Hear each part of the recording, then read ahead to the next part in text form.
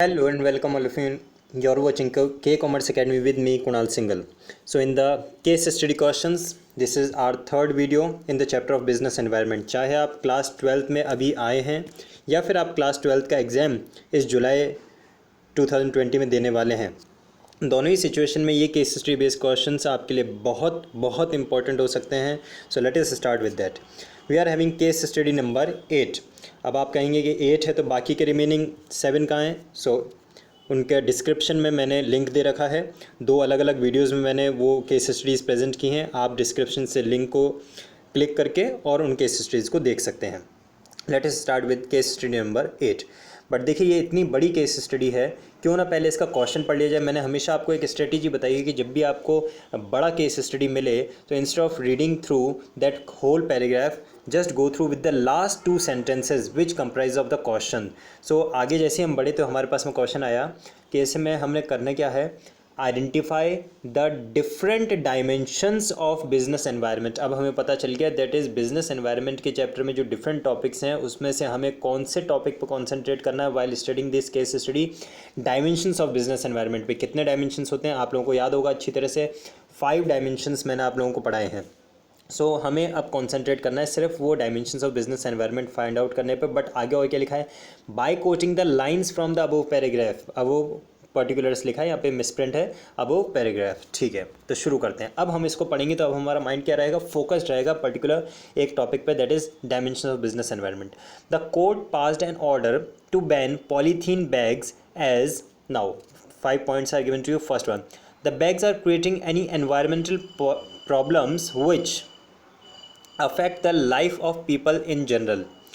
तो यहाँ पे देखिए एनवायरमेंटल प्रॉब्लम्स की बात करें या फिर अगर हम बात करें एनवायरमेंटल पॉल्यूशन जैसी चीज़ की, तो कहीं ना कहीं ये लॉ को हर्डल क्रिएट कर रहा है. So it is representing some sort of legal environment. ठीक है, आगे देखिए क्या आ रहा है. Second point, society in general. Society in general, society word वैसे भी जहाँ जाता है तो सोशल एनवायरनमेंट होता है, बट एक बार सेंटेंस पूरा पढ़ लेते हैं. Society in general is more concern about quality of life. Quality of life and society both represent social environment. Let us come to the third point. The government decided to give subsidy. Government का decision है, जहाँ government decision आता है it represents always a political environment. Point number 4, innovative techniques. Innovative techniques are being developed. जैसे word innovation, innovative, improvisation, new technique words आ जाते हैं तो आप सब जानते हैं टेक्नोलॉजिकल एनवायरनमेंट हो जाता है. And the last one, fifth point, that is incomes are raising and people can afford to buy these bags. Income की जहाँ बात आ गई, इनकम की बात रिप्रेजेंट करती है मॉनेटरी यानी कि इकोनॉमिक एनवायरनमेंट से. तो एक बार चेक करते हैं क्या है सॉल्यूशन हमारे पास में. देखिए ब्लैक में जो है वो हमने लाइंस कोड किए हैं. As the question as asked we have to code the lines also. Identify the different dimensions. हमें डायमेंशंस भी आइडेंटिफाई करना है और लाइंस भी कोड करनी है. वर्ड आइडेंटिफाई आता है, इसका मतलब आपको सिर्फ बिजनेस डायमेंशन का नाम लिखना है, उसको एक्सप्लेन नहीं करना है. अगर कभी एग्जाम में लिखा हुआ आ जाए एक्सप्लेन या फिर वर्ड लिखा हुआ जाता है स्टेट, तो आपको एक्सप्लेन भी करना होता है. तो यहाँ पे हम सिर्फ आइडेंटिफाई करेंगे. The bags are creating many environmental problems. Environment problems it means legal environment. Society in general is more concern about quality of life.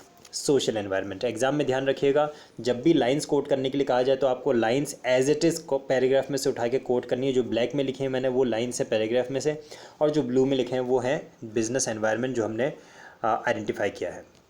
Third point, the government decided to give subsidy to jute industry to promote these businesses. Government decided to give subsidy, so political environment.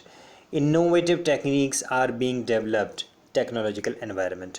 ये जितने भी case study based questions मैं आप लोगों को daily practice करवा रहा हूँ ये सब बोर्ड एग्जामिनेशंस में आए हुए क्वेश्चंस हैं. आप इनको वीडियो को पॉज करके नोट डाउन कर सकते हैं, स्क्रीनशॉट ले सकते हैं, आपके एग्जामिनेशन पॉइंट ऑफ व्यू से बहुत इंपॉर्टेंट है. Fifth one, incomes are raising and people can afford to buy these bags. Economic environment. Let us move to case study number 9. तो केस स्टडी तो सामने हमारे लिखा हुआ है और क्योंकि छोटा सा है तो पूरा रीड कर ही लेते हैं. The government of India is seriously thinking of allowing the oil marketing public sector undertaking. Public sector undertaking के बारे में गवर्नमेंट एक डिसीजन लेना चाहिए. The government of India is seriously thinking of allowing the oil marketing public sector undertakings to fix their own prices, यानी कि उनको एक ऑटोनॉमी प्रोवाइड हो रही है, उनके ऊपर से कंट्रोल हटाया जा रहा है। To fix their own prices for petrol and diesel, which economic reform represent करता है किसको? इंडस्ट्रियल पॉलिसी के डिसीजंस को। So which economic reform is the reason for this change in the government's policy. अब आप देखिए यहाँ पे हो क्या रहा है, गवर्नमेंट डिसीजन ले रही है किसके कंसर्न में? पब्लिक सेक्टर के कंसर्न में, बट उनको ऑटोनॉमी प्रोवाइड करके। सो जहाँ पे पब्लिक सेक्टर को ऑटोनॉमी देते हैं तो हम क्या रिप्रेजेंट कर रहा है, कौन सा रिफॉर्म यहाँ पे सपोर्ट कर रहे हैं? प्राइवेट सेक्टर को हम यहाँ पे थोड़ा सा प्रमोट कर रहे हैं, वो चीज़ यहाँ पे आती है। So let us see what is the answer, privatisation. Privatisation as a reform is the reason for this change in the government policy. हो सकता है आप में से कुछ सोच रहे होंगे सर लिबरलाइजेशन, तो बिल्कुल भी नहीं। देखिए लिबरलाइजेशन वर्ड कहाँ पे आता है? लिबरलाइजेशन आता है जहाँ पे कोई लाइसेंस देने की बात आती है, कोई रजिस्ट्रेशंस प्रोवाइड करने की बात आती है, मेकिंग द पॉलिसीज़ लिबरल की बात आती है।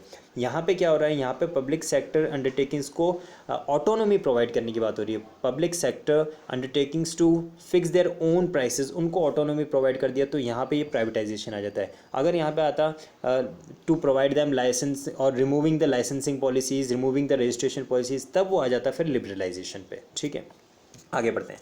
Case study number 10। ओहो, काफ़ी बड़ा केस स्टडी है। मैंने आपको क्या बता रखा है, जब भी बड़े साइज़ का केस स्टडी मिले सो लास्ट के सेंटेंसेस आपको पढ़ने हैं, जिसको पढ़ के आपको पता चल जाएगा कि इसमें आपको कॉन्सेंट्रेट किस टॉपिक पे करना है। ओह, 2 पेजेस का। ओके, लास्ट रेड में जो लिखे हुए हैं, these are the last lines of the question. In context of the above case define the term business environment. I think ये तो डायरेक्ट क्वेश्चन है, आप बिजनेस एनवायरनमेंट को डिफाइन तो बहुत ईजिली कर सकते हैं, अच्छी तरह से आपको पता है। The totality of external factors which affect the business performance, ठीक है, वो हम खैर आंसर लिखेंगे। सेकंड पॉइंट देखिए क्या लिखा है, explain the term. Word explain आ गया, एक्सप्लेन करना आपको, डिफाइन करना पूरी तरह से। एक्सप्लेन द टर्म थ्रेट्स, एक तो थ्रेट्स को हमें एक्सप्लेन करना है, एंड अपॉर्चुनिटीज़, दूसरा अपॉर्चुनिटीज़ वर्ड को एक्सप्लेन करना। आपको याद होगा इंपॉर्टेंस और सिग्निफिकेंस ऑफ बिजनेस एनवायरनमेंट में हमने पढ़ा था, it helps to identify the opportunities and identify the threats, ठीक है, वो हमने पढ़े थे सिग्निफिकेंस ऑफ बिजनेस एनवायरनमेंट में। So explain the term threats and opportunities by quoting lines from the above paragraph. इसका मतलब क्या है, ऊपर जो पैराग्राफ हम रीड करने वाले हैं उस पैराग्राफ में कहीं ना कहीं कुछ लाइन्स ऐसी होंगी जो हमें थ्रेट्स इंडिकेट कर रही होंगी, जो हमें अपॉर्चुनिटीज़ इंडिकेट कर रही होंगी, वो हमें आइडेंटिफाई करने लाइंस, और फिर हमें डिफाइन भी करना है, एक्सप्लेन भी करना है कि थ्रेट्स का मीनिंग क्या होता है, अपॉर्चुनिटीज़ का मीनिंग क्या होता है इन context of the above case. ये भी इंपॉर्टेंट है, सिंपली आपको थ्रेट नहीं लिख देना कि भी मेरे फ्रेंड ने मुझे, मेरे फ्रेंड से मेरी लड़ाई हो गई, उसने मुझे फ़ोन करके धमकी दी, वो थ्रेट हो गया। वो वाली थ्रेट की बात नहीं हो रही है यहाँ पे। Threads in context of the above case, हमें थ्रेड्स आइडेंटिफाई करके यहाँ पे लिखना है। तो अब हम केस स्टडी को रीड करना स्टार्ट करते हैं। अब हमारा माइंड क्या है, कॉन्सेंट्रेटेड है ओवर अ पर्टिकुलर टॉपिक, क्या हमें इसमें से आइडेंटिफाई करना है the threats and the opportunities. Let us start. Kapil Sharma, okay, Kapil Sharma show. Kapil Sharma is working as the country head of a company which owns a chain of malls under the name of Virtuoso, थोड़ा difficult सा name है, whatever, in the various parts of India. Through an analysis report of the business environment, it has been brought to his notice that in the coming years, shopping at a mall will not be a necessity for the buyers as purchase can be made online. Okay, देखिए यहाँ पे अभी तक जो हमने पढ़ा है उसको एक बार थोड़ा सा इंटरप्रेट कर देता हूँ मैं। Let me make you clear what is have been given here. पहली बात, मिस्टर कपिल शर्मा एक पर्सन है जो कि कंट्री हेड है कंपनी के, और वो कंपनी किस चीज़ की है, चेन ऑफ मॉल्स की है, यानी मॉल्स को वो पूरी तरह से मैनेज करते हैं। अब बात यहाँ पे सेकंड क्या आ रहा है, through an analysis report of the business environment it has been brought to his notice that in the coming year shopping at a mall will not be a necessity. Okay, यानी कि shopping malls में आने वाले समय में क्या होगी, भीड़ कम हो जाएगी, कस्टमर्स कम हो जाएंगे। What is the reason, for the buyers as purchase can be made online. So this represents a threat, that is the buyers will purchase the goods online, so the malls will not be a successful opportunity in the coming years, so it is representing a threat. आगे और एक बार read करते हैं हम। From anywhere, that is ये continue में है, okay, made online from anywhere and at any time with ease and at the customer's convenience. Hence, malls will have to provide much more than shopping to be able to attract customers, ये भी एक तरह का threat ही represent कर रहा है, that malls have to get themselves more equipped with additional facilities to their customers. और अभी तो लॉकडाउन में हुआ भी था, जितने भी मॉल्स थे उन्होंने ऑनलाइन फैसिलिटीज़ प्रोवाइड कर दी थी कि आप फ़ोन कीजिए, हम आपको होम डिलीवरी करके देंगे गुड्स का, आपको यहाँ आने की ज़रूरत नहीं है। Further, so he recommends that what you saw malls should to be restructured, so he recommends that what you saw malls should be restructured into recreation centers, offering more spaces to socialize, host events and concerts, and provide ample food and beverages options. Okay, so मतलब अपने जो malls हैं उनमें सिर्फ resale का ही नहीं रह जाए, बट कि उनको रिक्रिएशनल सोशलाइज कर दिया जाए और रिक्रिएशनल सेंटर्स में कन्वर्ट कर दिया जाए। ये एक उन्होंने अपने माइंड में थॉट लेके आए, एक अपॉर्चुनिटी सोचा।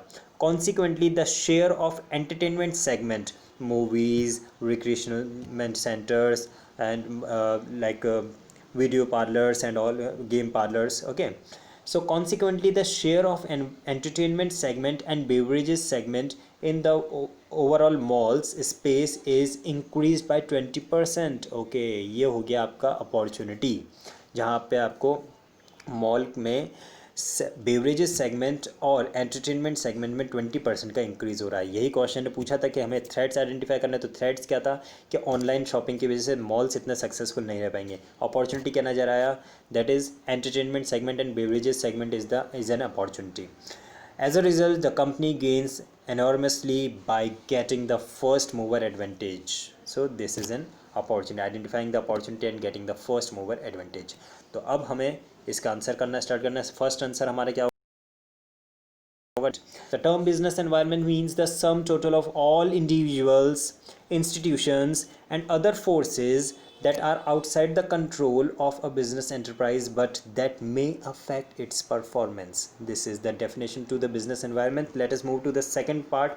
Second part, what it is asking, explain the term threats and opportunities by quoting lines from the above paragraph.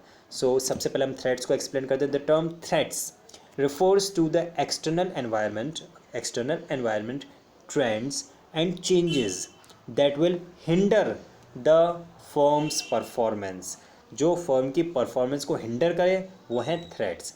और वो कौन से हो सकते हैं? That can be the external environment और द ट्रेंड्स और the changes that is hindering the performance of the firm. Now we have to quote the lines. तो ज़रूरी नहीं है कि आप पूरा का पूरा पैराग्राफ लिखें। लाइन्स कोट करने के लिए आप ऐसा भी कर सकते हैं कि स्टार्टिंग के 3 to 4 वर्ड्स लिखे, फिर बीच में डॉट डॉट कर दिया और लास्ट के 3 to 4 वर्ड्स लिख दिया। आपको ज़रूरी नहीं कि पूरा का पूरा पैराग्राफ आप कॉपी करें। तो यहाँ पे देखिए मैंने क्या लिखा है, through an analysis report of the business environment dot dot, okay, और लास्ट में फिर आ जाइए, hence malls will have to be provide much more than shopping to be able to attract customers. तो ये हमने उसको लाइन्स कोट कर दिया। याद रखिएगा, लाइन्स कोट करने के लिए कोई ज़रूरी नहीं कि आप 5 to 7 लाइन्स को लिखें पूरा एज इट इज़, आप बीच में डॉट डॉट करके उसको लिख सकते हैं। सेकंड, अपॉर्चुनिटी को हमें एक्सप्लेन करना है। तो the term opportunities refers to the positive, threat के लिए वर्ड यूज़ किया था हमने हिंडर्स, और अपॉर्चुनिटीज़ के लिए वर्ड क्या आ रहा है? टू द पॉजिटिव एक्सटर्नल और changes, external and changes that will help a firm to improve its performance. Opportunities that will help the firm to improve its performance. और लाइन्स कोट करनी तो लास्ट की lines थी paragraph में, as a result the company gains enormously by getting the first mover advantage. First mover advantage हमें opportunity को ही represent करता है। सो आई होप आज का शॉर्ट वीडियो आप लोगों को बहुत पसंद आया होगा और आप लोगों को इसका बेनिफिट मिला होगा।